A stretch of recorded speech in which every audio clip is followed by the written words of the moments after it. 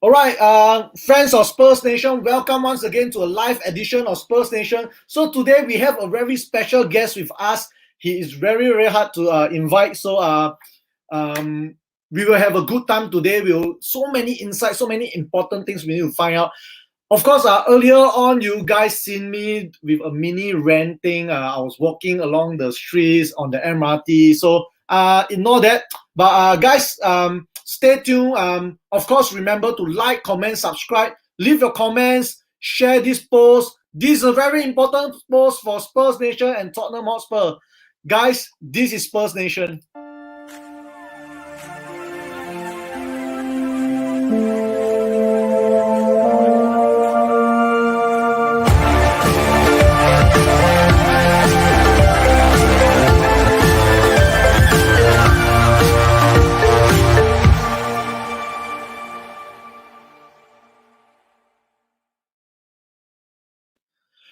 All right, guys.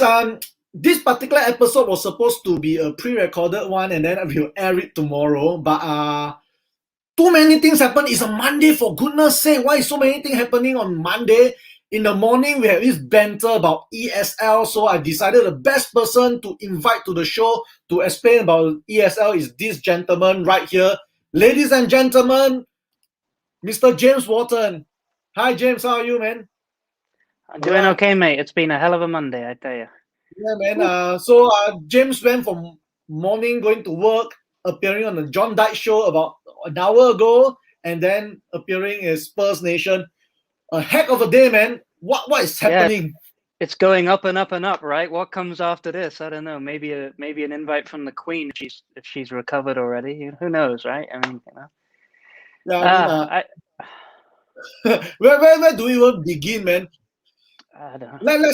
Let's start from the morning. The European Super League. So obviously you are one of the person we should be talking about this European Super League. So James, explain to us in a layman term, how is the mechanism for this particular Super League, this runaway league? So, I mean, to be honest, they haven't told us themselves what the mechanism is yet, and we've been really kind of learning on the fly. So we got what we knew kind of overnight when we woke up, and then more news started filtering through at about 4 o'clock, 5 o'clock this afternoon. But basically, where we started off was that these 12 teams, 6 English, three Spanish, 3 Italian, had announced that they were forming a breakaway league, that it would play on Wednesday nights, that it would have 20 teams in the first season. So these 12 founders plus 3 other founders that they said would be coming to the table, and then 5 invited teams, that they'll play in 2 groups of 10. Once that all goes through, there'll be kind of a playoff, and then they'll up with quarterfinals. And that if you go all the way to the end of the season, you know, they'll be playing 20 plus games. But of course, immediately we reacted that, well, if that's Wednesday night and with these teams, and it's 20 games, then that means there's no Champions League for these teams. Now, the teams went on to clarify that they were going to stay in their domestic leagues, and that the reason they were doing this was because they needed certainty on their income that would come from being guaranteed to be in this league, so that you have the kind of Champions League equivalent money every season, as well as, you know, not being so reliant on how far you go in the competition. I mean, you'd get knocked out at the group stages, you might only get 30-40 million euros in the Champions League. If you win the Europa League, you only get 40 million euros or so. Now you get all the way to the final, you can get 110 million euros, but there's no guarantees on that. And if you don't make it one season, like Man United and Arsenal and now Spurs are finding out, your income can drop very, very heavily. So they said they wanted certainty on that. Then what started to transpire was the reaction back. UEFA, the Premier League, even the British government, other leagues around Europe, FIFA, all saying, we don't support this.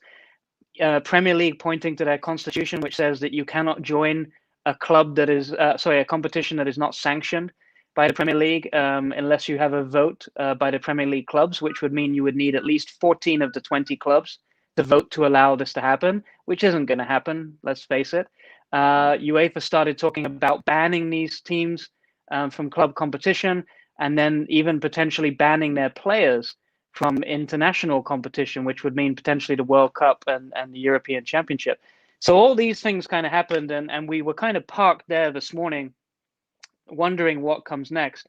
And then this afternoon, it blew up again because all of these clubs have stepped out of the European Clubs Association, including in some roles. I mean, Agnelli from Juventus was actually the president of the federation. We found out that they've actually put in a preemptive lawsuit against FIFA and UEFA to prevent FIFA and UEFA from blocking their league from happening, on the basis that they have 4 billion euros of investors in this, which is basically JP Morgan, and that they have to protect that investment. And it keeps spiraling and spiraling from there. And what seemed initially overnight like it was just an elaborate game of bluff against UEFA, who were due to announce their Champions League new format today and discuss it, which was supposed to give a little bit more support to these teams in terms of income and guaranteeing their positions. So it seemed initially like this was a game of bluff, basically saying to UEFA, if you don't give us more, if you don't give us what we want, we're going to go this way.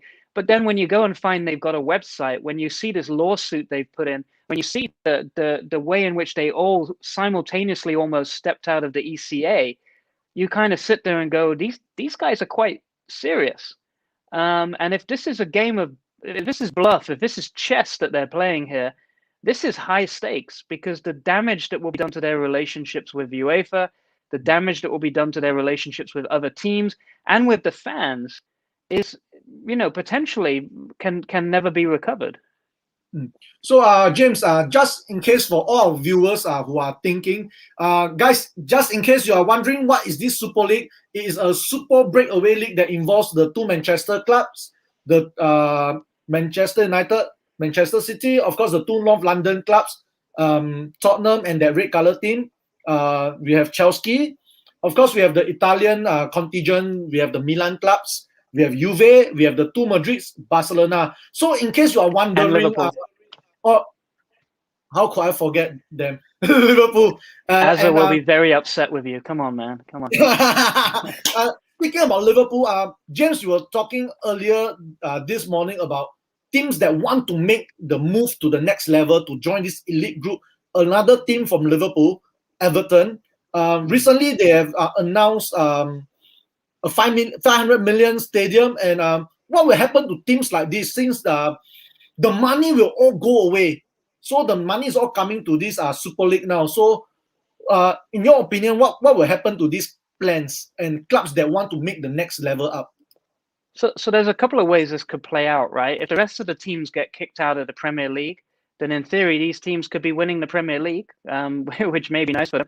However, obviously, you've got to expect that if there's a Premier League without these 6 teams, then the money, the broadcast rights, the sponsorships that come to the Premier League are going to go down as well. And that's going to have an impact on the finances of teams like Everton, Leicester, West Ham, Wolves, because the reason these big 6 teams want this breakaway is because they don't feel that they get enough of the pot as it is from a European point of view, that they feel that, the big teams are what brings in the money, brings in the deals, and that they should therefore get a larger share of that. So, that's one option that could happen, is these teams end up being the cream of the crop in the Premier League. The second thing is, even if the big 6 stay in the Premier League, and then you say, well, hold on, they're not going to play in the Champions League, then UEFA has a decision. Do they continue with the Champions League or not? Would the Champions League become a second-tier competition for the teams that are not in the ESL? Would they continue on that basis, or would they cancel it? If they continue, then obviously that's a great opportunity for those teams again to win the Champions League, but it would obviously be a very shallow Champions League, and again, the sponsorship money would be down. But the interesting thing in this whole ESL model is they talk about every season inviting 5 teams, and they haven't really explained how that will work yet. Because let's say at the end of a season they invite Leicester and West Ham to come join this league for this coming year because, you did a great job. Let's say at the end of a season Arsenal finish bottom of the league, because we all know that's going to happen, right? And let's say by some miracle Leicester win that European Super League next season. So then what happens? Because they're one of the 5 invitees, they're not a founding club. Are they out and another 5 teams come in? Or do they let Leicester stay because, hey, you did a good job, and kick out the other 4 and bring 4 new teams in? And from Leicester's point of view, if you do that and skip over to the ESL and don't go to the Champions League, if there is one, then what does that do to your relationship with UEFA? What does it do to your relationship with the Premier League? So actually, the hardest thing in all this, as it stands at the moment, could be finding those other 5 teams, and indeed finding the other 3 founding teams, because there's supposed to be 15 founders, but so far we've had Porto have said they're definitely not joining. All the German teams are saying they're definitely not joining, and you begin to wonder whether your other 3 founding teams. I mean, what are you looking at? Roma? Are you looking at Celtic? Are you looking at Benfica, Ajax? Lyon? Are these really the names that you wanna see? You know. Definitely. Okay, friends. In case you are wondering why teams like Bayern Munich, Dortmund, PSG are not in this league, James, why are these teams not in the league? They are supposed to be like huge teams. Yeah, so Porto have come out and said that they just don't fundamentally agree with it. The German team, so interestingly, Dortmund and Leipzig have come out and said they don't agree with it too. Bayern Munich have actually been quiet. However, Dortmund, when they announced their own situation, they said that Bayern Munich are in agreement with them. There was some talk around that it would be very difficult for these teams to join anyway, because German teams have a very high level of fan ownership, which means the fans would have to vote for it. And as we're seeing in the Premier League right now, there's no way if the Premier League teams had a vote right now that their fans would vote for it, right? So it's safe to assume in Germany, where they believe in the strength of a collective league, that would not get through. PSG is the interesting one in all this, because PSG apparently do actually want to join. But what they don't like is that this league has financial fair play rules, and they already have problems with the UEFA financial fair play rules. They don't want to be subject to these financial fair play rules. So there's some parties very close to the situation are saying that PSG were in the negotiations, and the reason why they're being quiet is because they like the idea, because they believe that they don't get their fair share in the French league, but that right now it won't suit them to be in it. Okay, guys. So let's answer some comments. Shafi, ban them, greedy bastards. Ban this time crazy already. Okay, Ezekiel and Shafi both saying the same things. Greed kills the beautiful game we all love.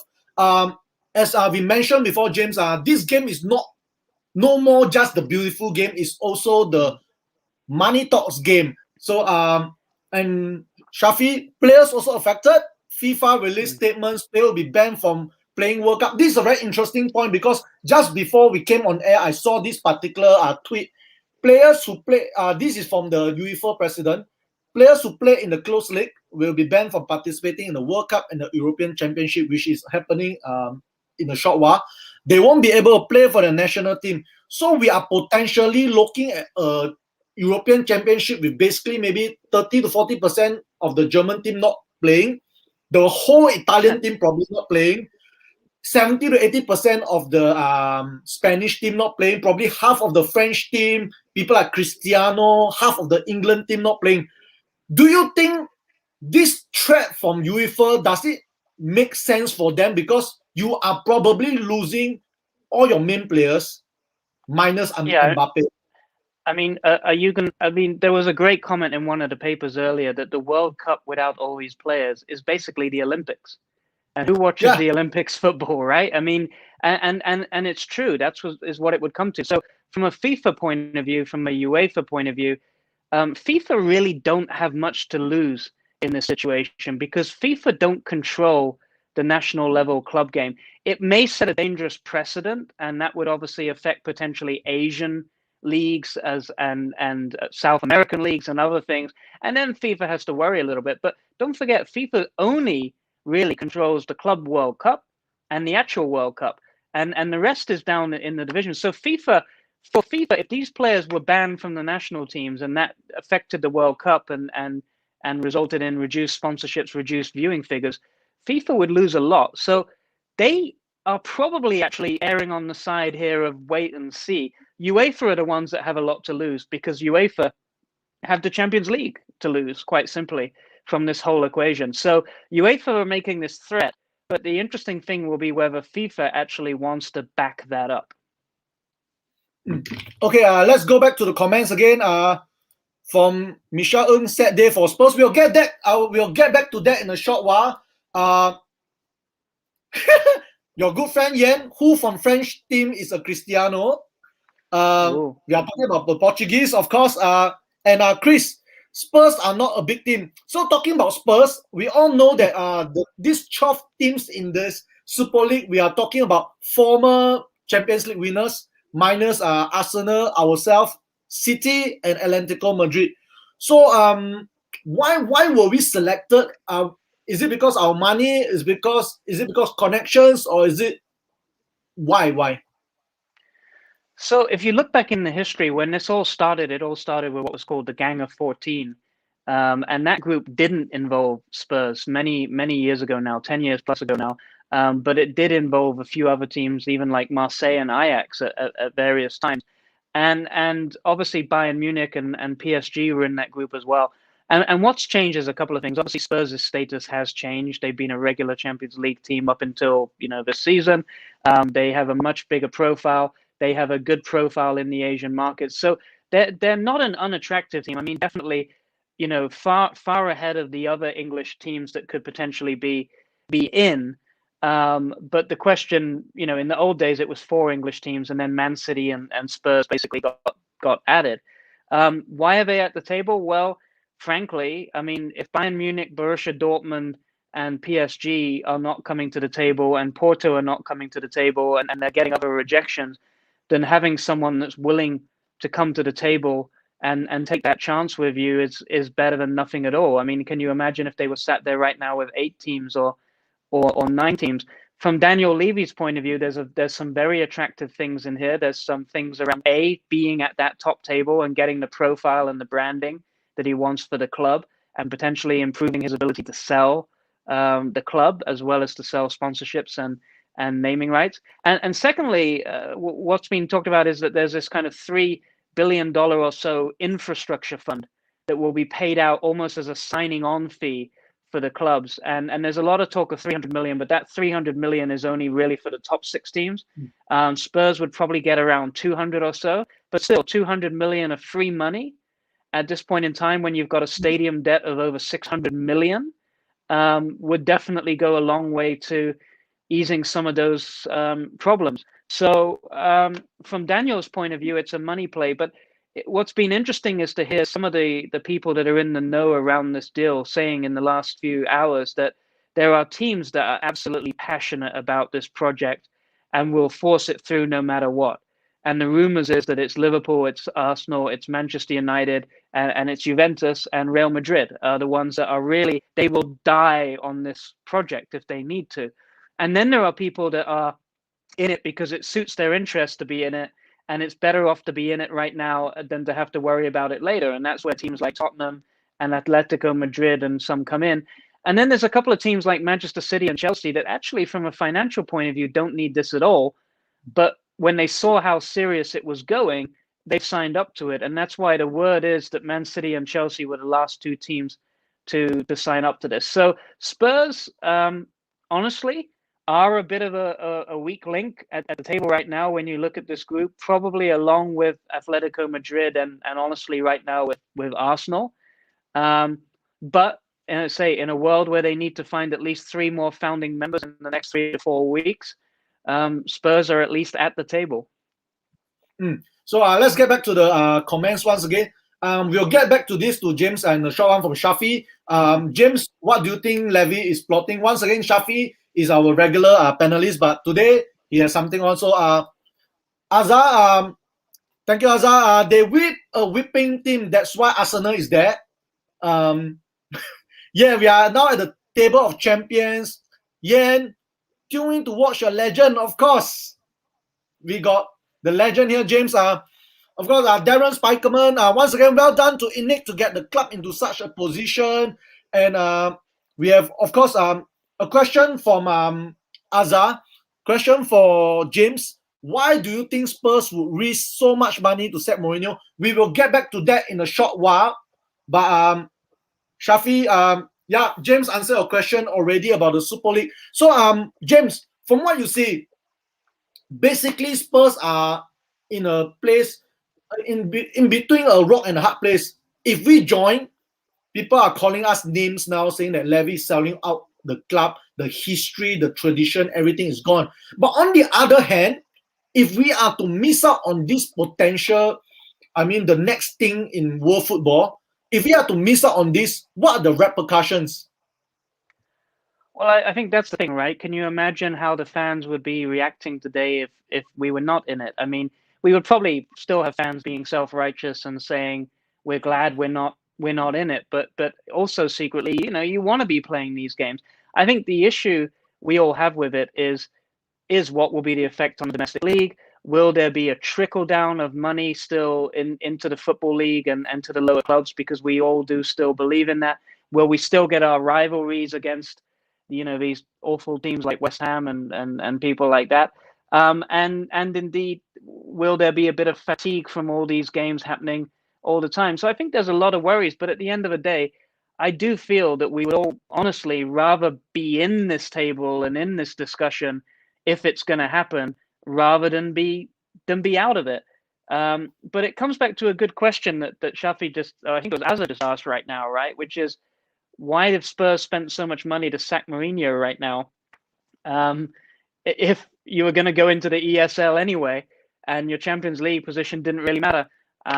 Very good question. I think there's other factors that we can come into in a second on that. But from a Spurs, honestly, I think most fans will tell you, same as happened with the Premier League in 1992, same as happened with the Champions League revamp in 1998. A lot of friction, a lot of people complaining, but at the end of the day, eventually, when it all settled down and things were sorted out, it became normal. And I think over time, if this does happen, and I'm still very skeptical that this will happen, because I think there's a long way to go in the arguments, and I do still, part of me still thinks this is all a double bluff. So if it does happen, I think we'll have to come to terms with it, honestly, because I don't believe anybody here is going to run off and go start supporting West Ham just because they're not at the table. Okay, guys, if you are watching from Facebook, thank you so much for joining us today. If you are watching from YouTube, thank you so much. Please comment, like, and subscribe to my YouTube. It's just a simple click away. Very simple. Just click on the subscribe button. Once again, Daryl, question for James. Will the English Premier League lose its edge since the 6 clubs are guaranteed European football? So let's divide this question into 2. Part 1, if the FA, UEFA, and all say, okay, you play this league and you can still take part in your domestic league. That's part 1. Part 2, no more domestic league, only the ESL. Let's go with the first one. What will happen if we are still in the EPL and the ESL? So Daryl's raised a great question there, which not many people are thinking about here, which is, what are the implications if you're sitting 4th, 5th in the Premier League and you're in this ESL? What do you got to play for? What do you care about? Because once you can't win the title, I mean, if we were sat here a week or 2 ago with Man City already having won the title and knowing that Man United, Liverpool, Chelsea, Arsenal, Spurs are all going to be in the ESL anyway, maybe Leicester and West Ham would have something to play for to try to get that one of those 5 kind of extra places. But for the rest of us, the season would have been over as soon as Man City are clear, and there's really nothing to play for. In recent years, this fight for the top 4 has added a bit of spice at the end of a season, and that potentially that would disappear again. So that's actually a really good point Daryl's raised. Now, to your second question, BC, when you talk about what happens if there is no domestic league for these clubs, I don't think that's a scenario that can really happen, because when I've seen all the numbers on this, the numbers in terms of why this is beneficial to these clubs is all based around replacing Champions League revenue, not around replacing Premier League revenue. The only way this model makes sense is if you have the ESL revenue on top of the Premier League revenue. If you have the ESL revenue stand alone, I mean, it would almost like having guaranteed Champions League revenue standalone. The money doesn't come from Champions League. The money comes from the EPL right now. So they're trying to have their cake and eat it too. in terms of having both leagues at the same time.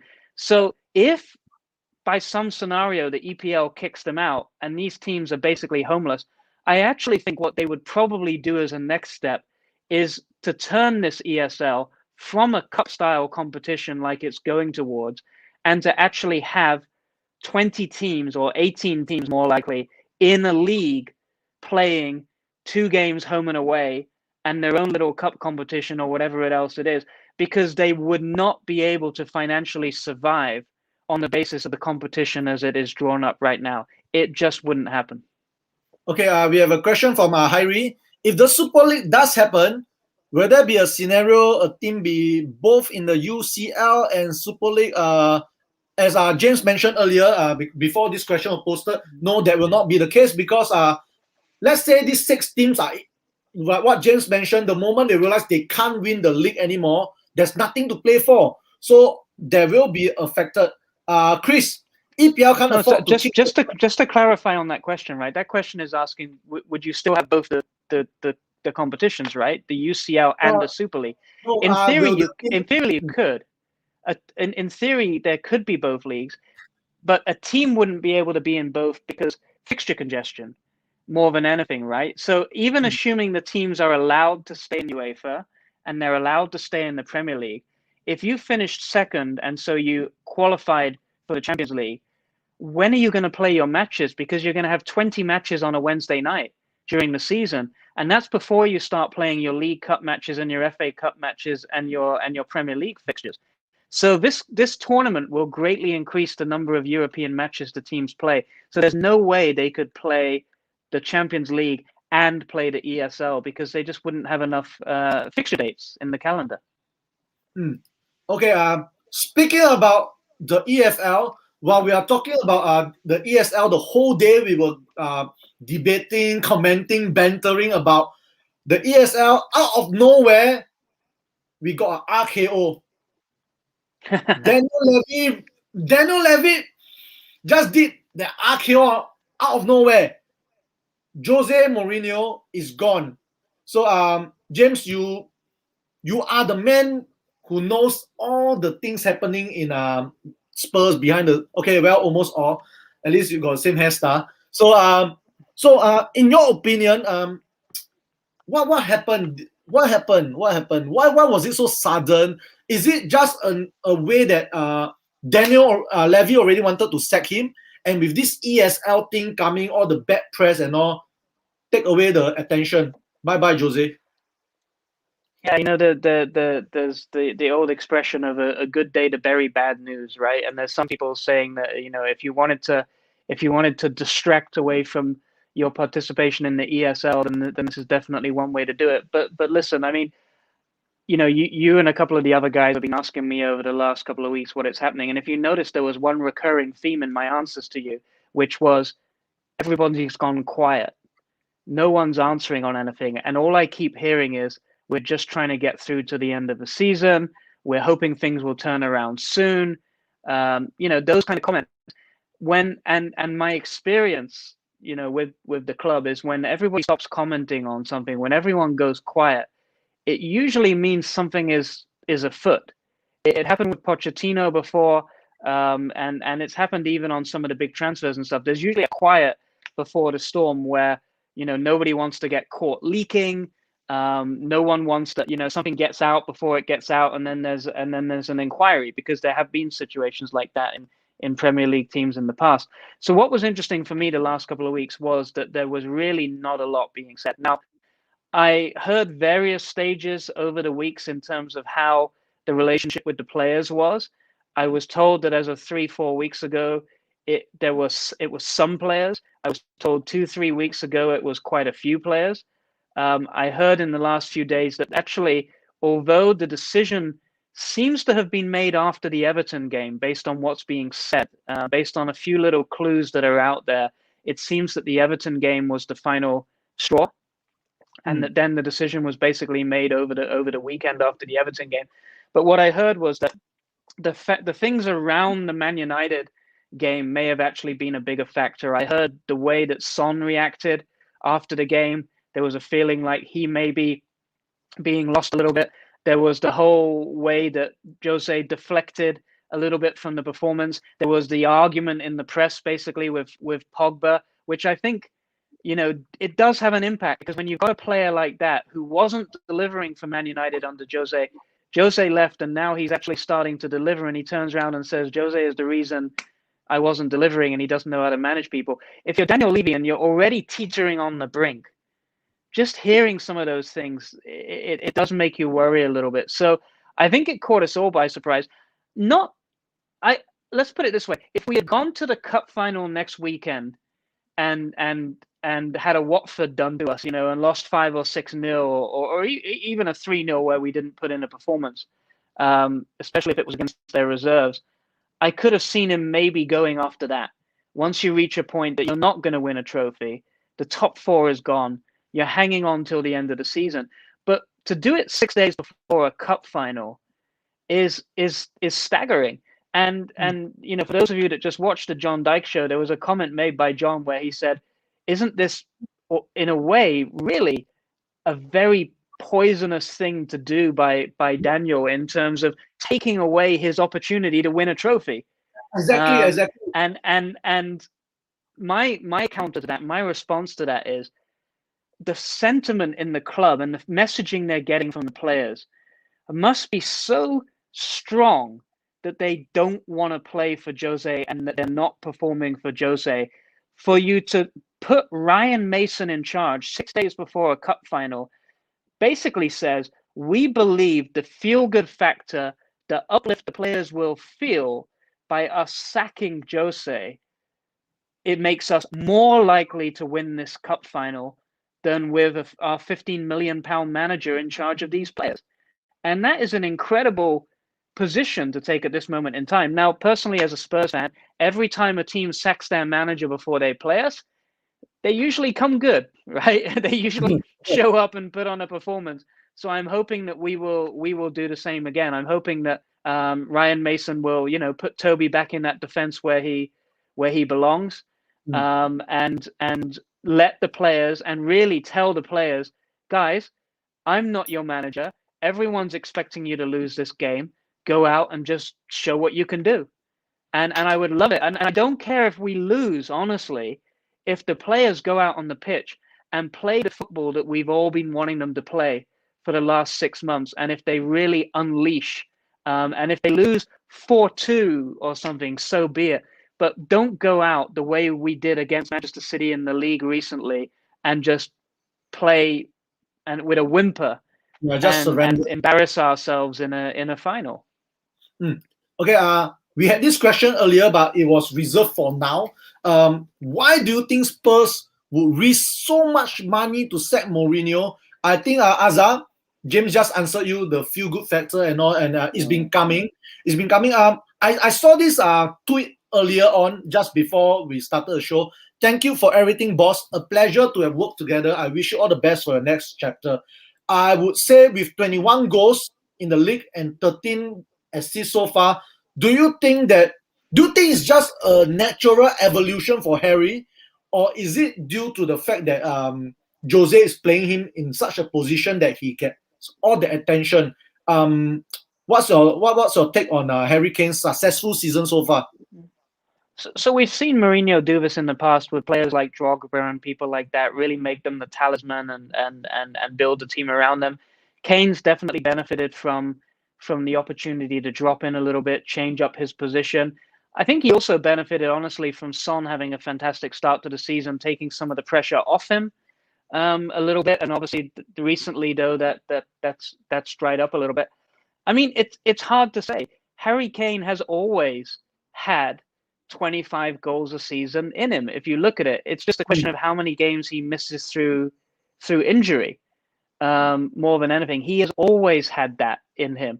So it's hard to tell whether did Jose magically unleash something or not, or did Son and Kane just have a wonderful, once in a career kind of season that happens every now and then. I guess we'll see over the next couple of weeks and months whether this rich vein of form continues. But it's not like Kane was a 10-goal a season striker who suddenly scored 21. I mean, this is a guy who scored 30 in a season before. I mean, this is not his highest scoring Premier League season. Let's be clear about that. Yeah. Okay, guys. So speaking about since Jose is gone now, his history, and it's rumored now, highly rumored that Mason will be in charge.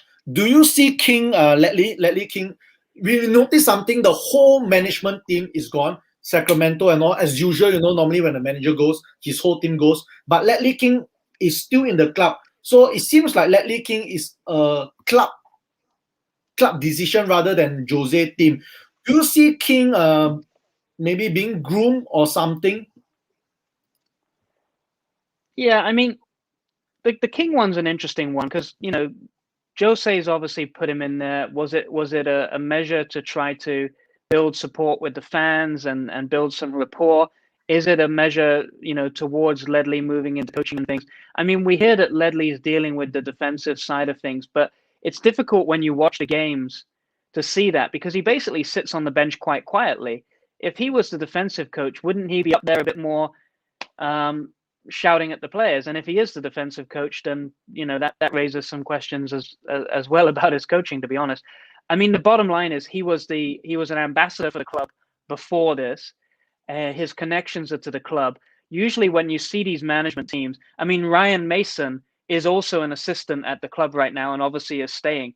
What's happened is that Jose's team of people that Jose brought to the club is going with him. But the people that were connected to the club, that were promoted internally, are staying with the club because that's where their affiliation is. I mean, if Ledley and Ryan leave with Jose, then where do they go? Because Jose's not going to employ them at his next job, right? Ledley's Portuguese, as we discovered, is not that good, even if he does get a joke every now and then, right? So, no, they are definitely staying.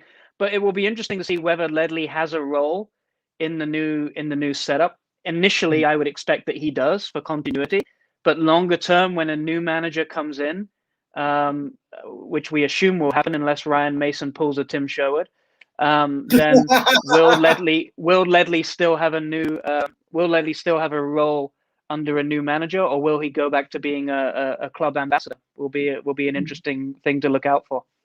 Okay, James, before we get to the next question, we have this discussion earlier last year when we hired Jose. You were saying something along the line of this could be his last big job. He needs to succeed. And apparently this is the only club that he has not won shit and got sacked. Is this the end of the road for Jose Mourinho? I don't think it's the end of the road. I think someone will employ him, but I do think it's the end of the road for him in terms of the Premier League and in terms of a real contender. He's going to have to once again take some time out of the game, take a year or two, try to act like he's reinvented himself again. But what was most damaging was when he came out of Chelsea the last time. There were rumors that he was a little bit of a dinosaur.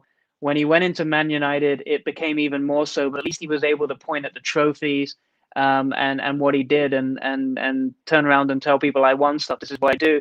But by the time he left, there was a message: was this guy is done, and that his tactics are outdated, and that he can't relate to the current player and all these kind of things. And this time at Spurs has actually reinforced that, and how quickly things all fell apart.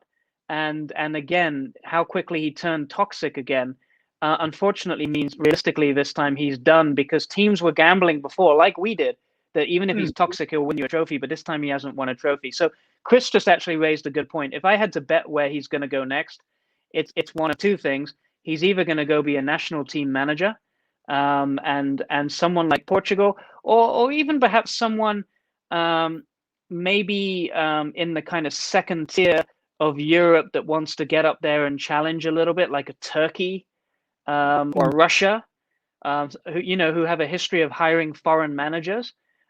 Because in the international environment, there's not such a need for day-to-day contact with the players. The players really come and go. You've just got to set your team up, get the performance out of them, and then they're gone again. And so there's not as much opportunity to be toxic, right? And it would allow him to still do analyst work as well. And of course, the other option is that he goes to a lesser league. Now, I can't see him wanting to go to a lesser league, perhaps in Europe, but I'm sure there are people that be willing to pay a lot of money for him in perhaps the US. China doesn't have any money anymore these days, but there's still a bit of money in the Middle East. But if I had to bet, I would say a European Championship quality nation, but not a contender. I say Russia, Turkey, someone along those lines. Yeah. So, which comes to the next question. Jose is gone.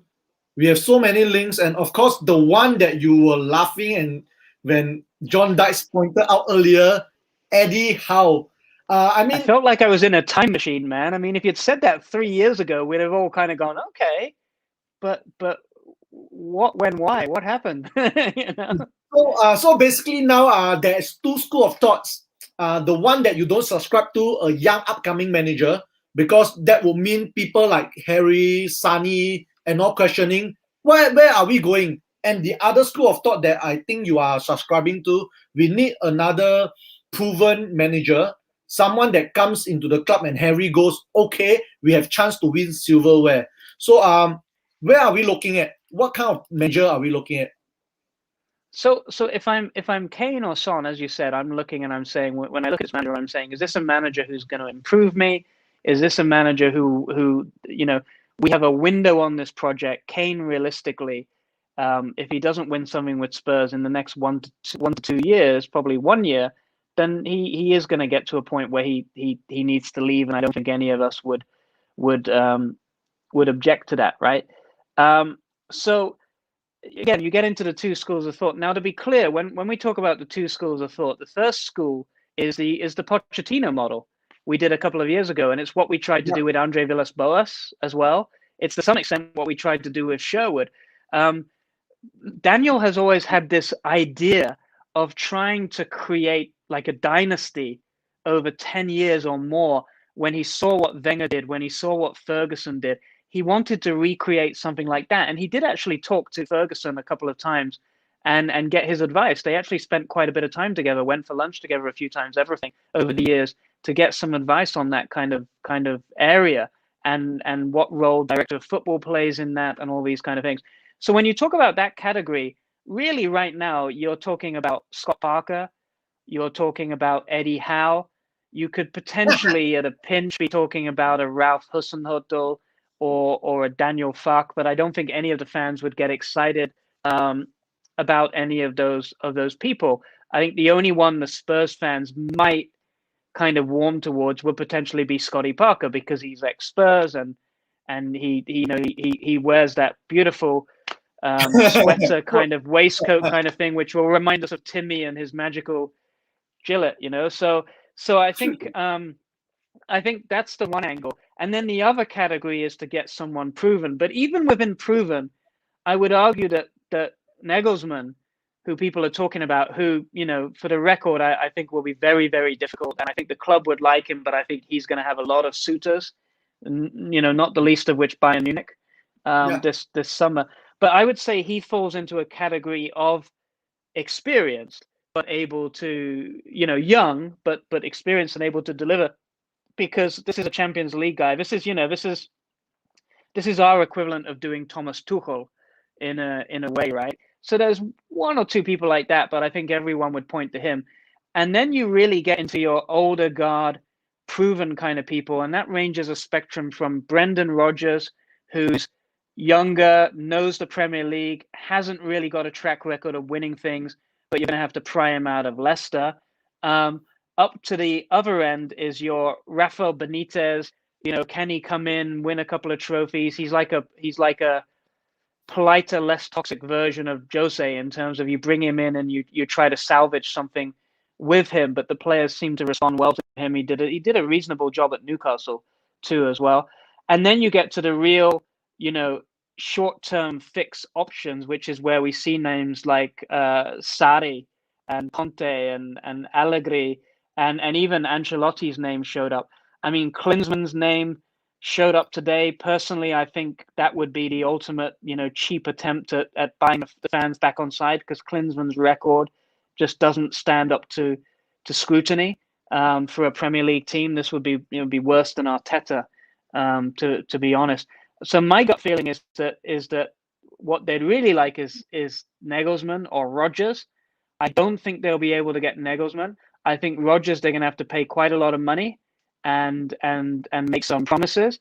And I think if they don't get that, don't be surprised to see Benitez and Conte or Allegri starting to enter that conversation. But I can't, at this moment in time, I can't, unless someone loses their job soon, I can't really see far beyond that group.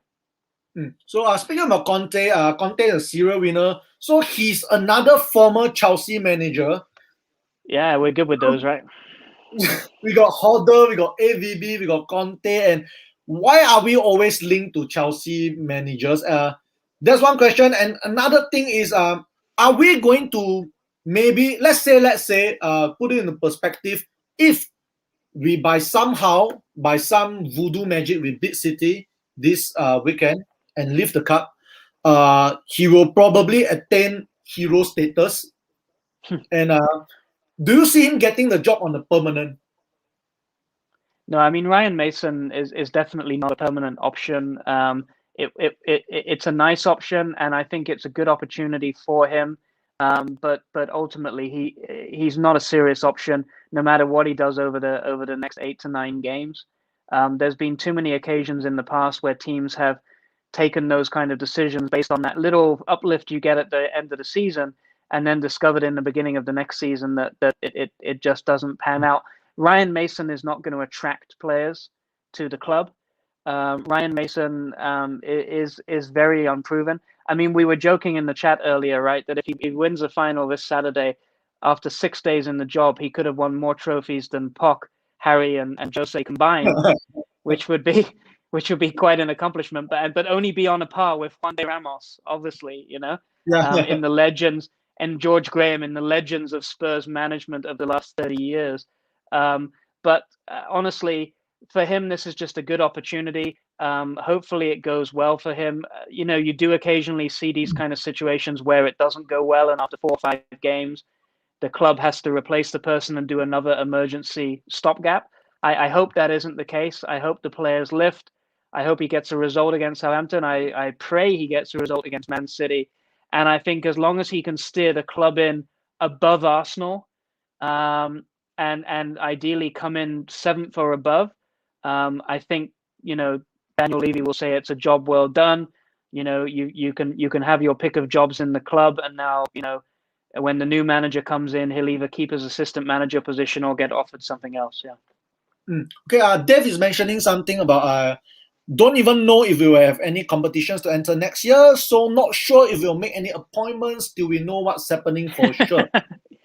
It's interesting. I was doing my season ticket renewal today, and when I was doing my season ticket renewal, it was I had already written a joke on the email to the guy I was doing it with, basically saying, "This is assuming that we're not banned from the Premier League." And I was halfway through writing that when the Jose thing broke, and I then added on the end of it, and assuming that we have a manager at that point in time. I mean, you talk about great timing, right? I mean, it's a serious thing, right? I mean, you're a season ticket holder, and you're sat there and going, do we actually have any games to play anymore? Because mine's a domestic only season ticket, and apparently we don't have a domestic team anymore, right? What does that mean?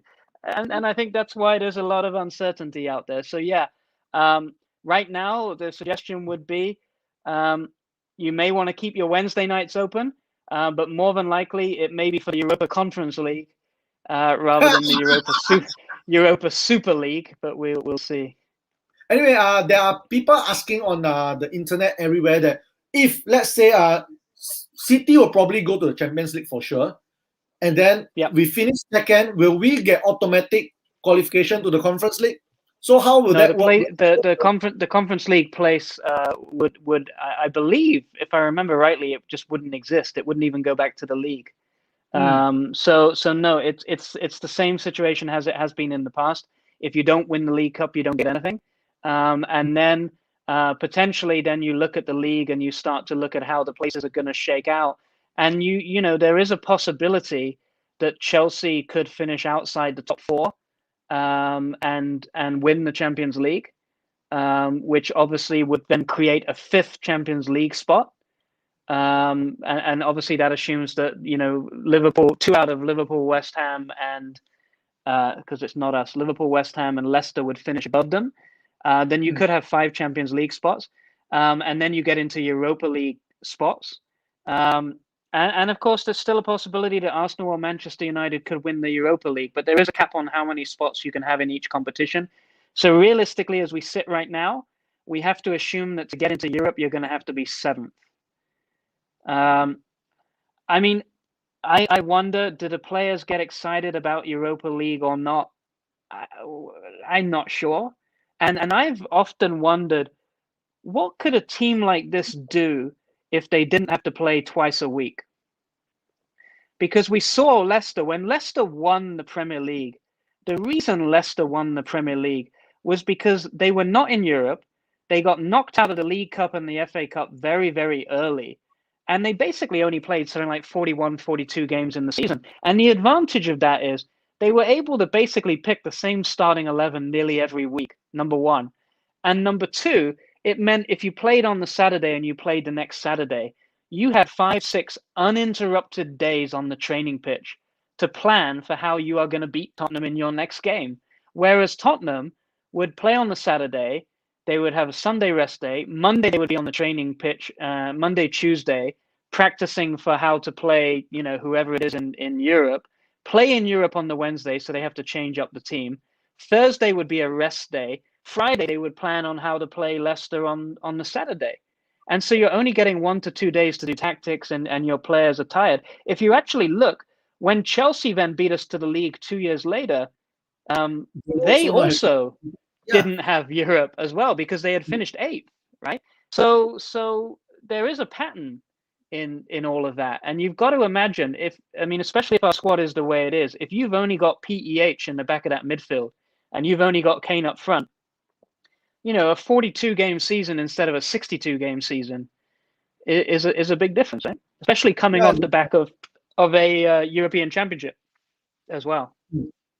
Troy is a bit late, but why do you think? Come on, Troy, man. We already said Arsene Wenger. Do you not hear? Did you not hear it? I mean, come on. Yeah. How many times? Anyway, so getting to this thing, of course, James is always on this show called the Center Circle. So he's there commenting, and guys, this is a chance Saturday night, 7 p.m. Saturday night. Get on. Chance to win a free jersey, but I have unfortunately not won any jerseys because I always got the predictions wrong. So guys, join James on the Center Circle. Of course, he's also always on Asasikuma's morning show. I get the feeling I might be invited this weekend. I have a sneaking suspicion. Definitely. So that Spurs fans will be the order of the day. Yeah, I mean, today's session was supposed to be a pre-recorded and it will be released tomorrow, but we just have to do the live session because of what happened today. So basically, for fans who just joined us, we are talking about the European Super League. We are talking about Jose Mourinho's dismissal, who is next and what is next for the team. And of course, there is this thing that is on everybody's mind right now. Harry Kane. We don't want to talk too much about this because we have been talking about this all the time.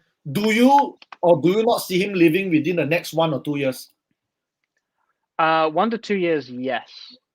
I think there's a very high probability of that happening.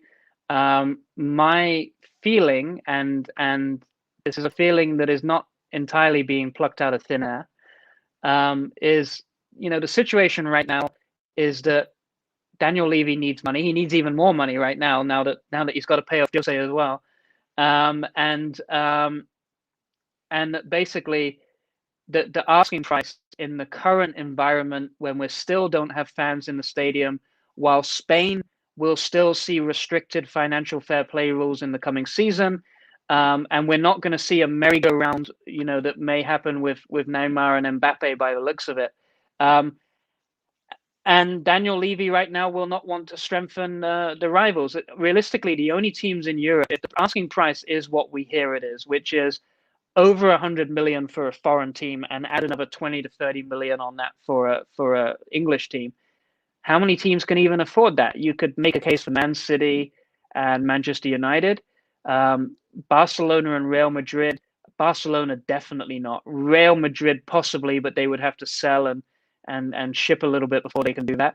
PSG can't because their focus is all on Neymar and Mbappe. Bayern Munich can't and have already said they're not interested because they've got Lewandowski. At that point, you're basically done unless Juventus do something crazy with Ronaldo or something, and he's probably not an Italian league player. So all of that kind of settles down to, are you willing to sell to Real Madrid at 125 million plus, and are they willing to pay in the current climate, or Manchester City or Manchester United, which doesn't seem popular. So that's the first factor. The second factor is I'm hearing that the thing he wants more than anything, besides trophies, is to break Shearer's record. That's what he's really got his eye on. And interestingly, the second thing I heard he's got his eye on is Rooney's record, which, he can break Rooney's England record wherever he goes. But at his age, the situation he's in, if he were to go out of England, even for 1 or 2 seasons, he probably wouldn't break Shearer's record. He's pretty much got to now just keep banging in 20 goals a season for the next couple of years, 5 years plus to do it. And, he's not young anymore. So I don't think he will want to go to Spain and then miss out on the chance to break Shearer's record. To me, if he has a choice, he will stay in England. And I say that's based on a few things that I've heard and kind of pieced together. But what I've also seen done in the past, and as I say, little hints at this came from a few directions in the last couple of weeks, is the possibility of a situation where a future move is engineered, and that basically Kane would say something to the effect of, I'll say 1 more year, but I want, next year I want to be able to go for 80 million, 90 million, 100 million to a team that I want, or something like that. There is a very real possibility of something like that being negotiated, which basically gives Spurs a year to figure things out. It gives them a year to prove to him that he should stay. It also allows teams a bit of time to get the money up. But I still keep coming back to the same thing. Erling Haaland is available right now this summer for the same amount of money that Daniel Levy is going to ask for Kane. Haaland's 21 years old, right? By next summer, Haaland will be available for nearly half that amount. So if you are a club, if you're Man City, if you're Real Madrid and you've got money, are you going for Haaland or are you going for Kane? Given age, given injury records, given that Kane's only ever played in England and Haaland has played in 2 different countries, if the money is the same, you got to go for Haaland. And I think that is one other factor that plays into Spurs' favor right now. So I can still see him here next season unless something really drastic or stupid happens. But honestly, 2 years from now, if we are not really back up there competing, I think he'll be on his way before he turns 30. All right. Thank you so much, James, for all your valuable insights and your opinions, as well as what's happening. Basically, a quick nutmeg. A quick summary. Quick nutmeg. I don't know what I think. Okay, basically a quick summary is this: Spurs, the 12 clubs are forming this European Super League. We got the 2 teams. We got 2 teams from London. We got Chelsea. We got Tottenham. We got the red color team. And then the other 2 red color teams. Then we got another 2 red color team, and then we got a light blue team, and then of course we got the 2 Milan teams. We got the 2 Madrid teams. We got Barcelona and Juventus. So we got the 12 Apostles. With 3 more to come. Yeah, with 3 more to come. We do not know what is the exact mechanism of the league yet, but all we know is it is to replace the UCL. It is not to replace the English Premier League. So we don't know what's going to happen yet. Maybe like what James said, this is a bluff. They are playing bluff, but I don't know if they will really play bluff or not. But nonetheless, the big news today, Jose Mourinho is gone. Jose Mourinho is gone. James is supposed to have a good weekend, a good week ahead, just concentrating on his work. But no, John Dice have caught, Channel News Asia have caught, and of course, the Spurs Nation have caught. And we are so pleased to have James once again. And once again, James, thank you so much for joining us. It's always a pleasure to have you in the show. So before we go, I don't do this often. As a matter of fact, I don't do predictions anymore. But what is your prediction for this week, the Carabao Cup final? Oh, you want the Carabao Cup? You don't want the Southampton game? You don't want anything else? I don't care about it. So the heart says a passionate 1-0 to Spurs because Manchester City are missing Kevin De Bruyne and going through a very bad patch of form, and we just catch them by surprise. But the head says the best we could hope for is that this goes to extra time and a penalty shootout. Because Man City are due a good performance, unfortunately, and hopefully it won't be against us. Fingers crossed. Okay, before we end, Suraj, we will give you 100 million to take Maguire. I seriously think Maguire is much better than Sanchez. I'll take Maguire over Sanchez any day. I would too, actually. All hail the great leader once again. Boo, James will win it. Okay. Once again, this is Spurs Nation. This BC, that is James Walton. Remember, to dare is to do, but don't anyhow do. Thank you so much, guys. Bye-bye.